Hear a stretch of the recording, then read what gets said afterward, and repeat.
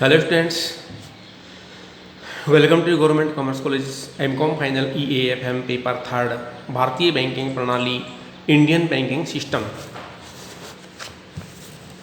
Chapter Bharat में सहकारी bank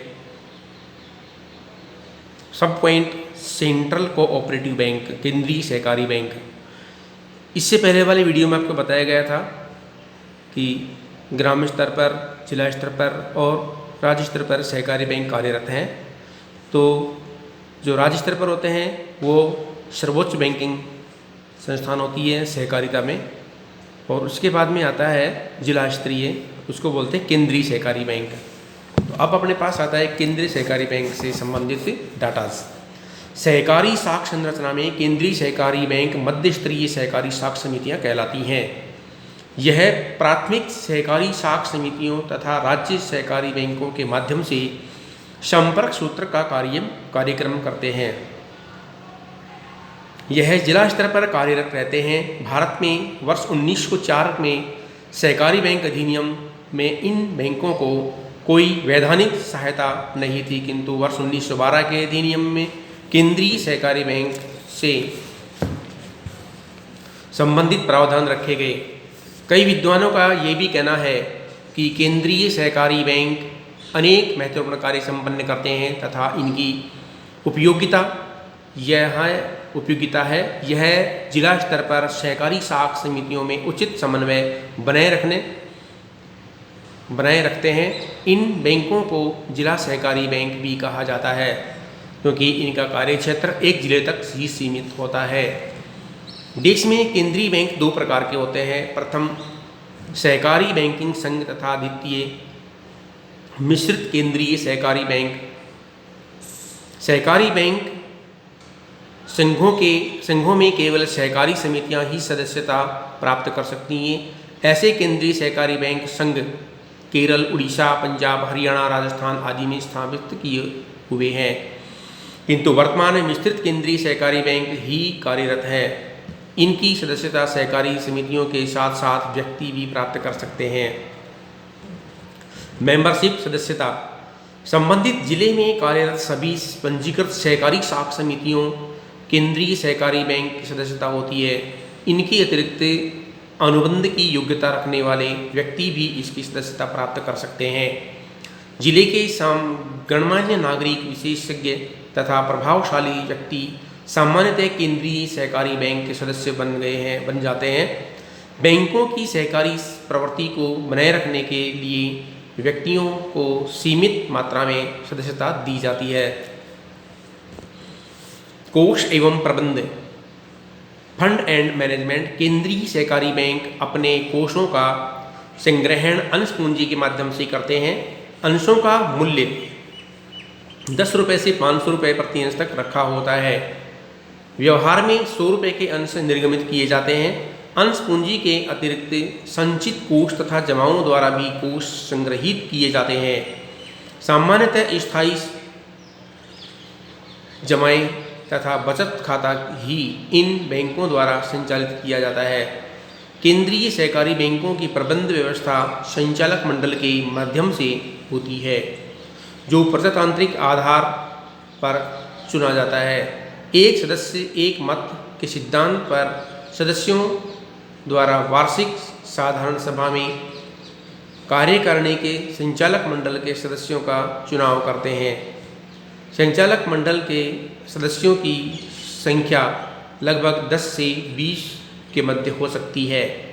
दैनिक कार्य संपादन हेतु प्रबंधक तथा अन्य स्टाफ रखा जाता है, जो इसमें दैनिक कार्य का संपादन करते हैं।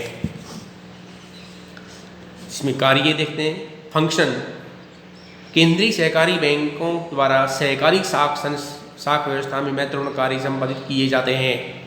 यह बैंक प्राथमिक सहकारी साख समितियों को धन उधार देती है, तो दूसरी ओर राज्य सहकारी बैंकों के साथ इन समितियों का संपर्क स्थापित करते हैं। इसके अतिरिक्त केंद्रीय सहकारी बैंक व्यापारिक बैंक के समस्त कार्य भी संपन्न करते हैं। इन बैंकों के प्रमुख कार्य इस प्रकार से हैं। जैसे नंबर 1 है प्राथमिक सहकारी साख समितियों को उचित ब्याज दर पर वित्त प्रदान करना। नंबर 2, प्राथमिक सहकारी साख समितियों तथा राज्य सहकारी बैंकों के मध्य सहकारी समन्वय स्थापित करना।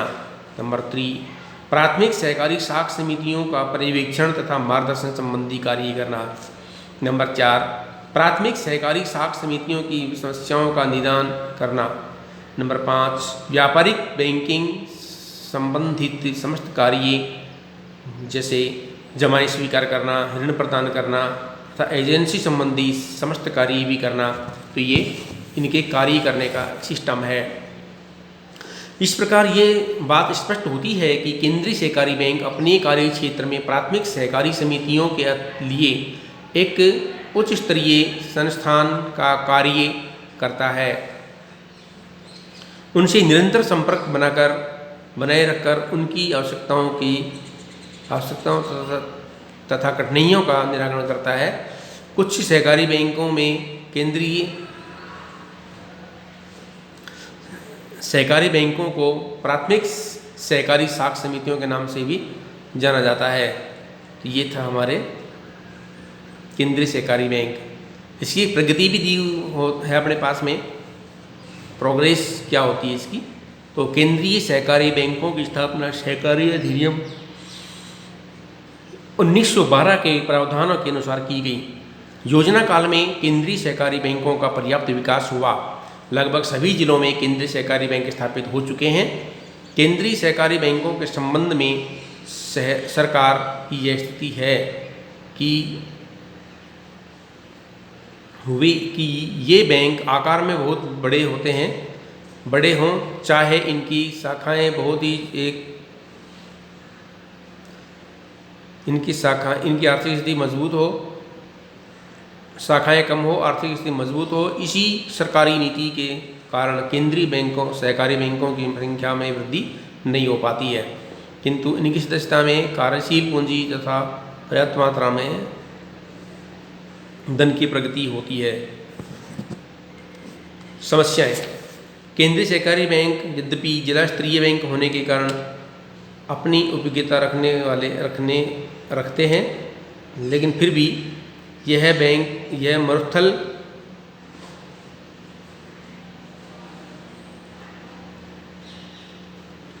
मध्य सहकारी बैंक के कारण कई समस्याओं से ग्रस्त होते हैं। केंद्रीय सहकारी बैंकों की प्रमुख समस्याएं इस प्रकार से हैं, जैसे नंबर 1 दे रखा है, केंद्रीय सहकारी बैंकों तथा प्राथमिक सहकारी बैंकों के मध्य समन्वय का अभाव।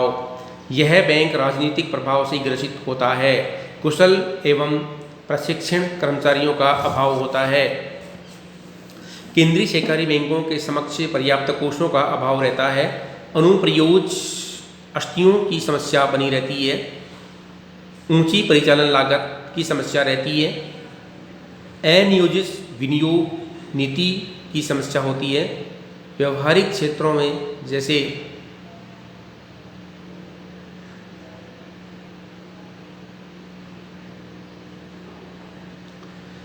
व्यापारिक बैंकों पर चिंता का सामना करना पड़ता है।